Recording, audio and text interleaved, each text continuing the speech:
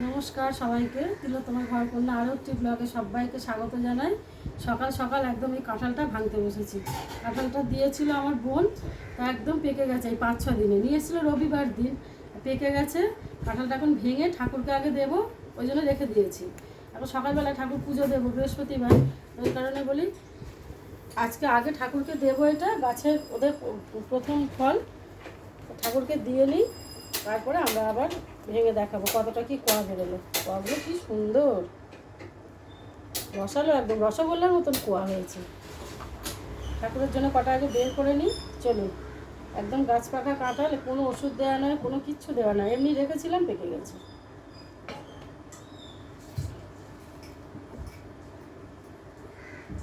তো কতটা কোয়া হয় আপনাদের সঙ্গে শেয়ার করবো। এত সুন্দর গন্ধ বেরোচ্ছে কাঁঠালটা থেকে, গন্ধে মোমো করছে। মা ইয়ে জল এনে কেন?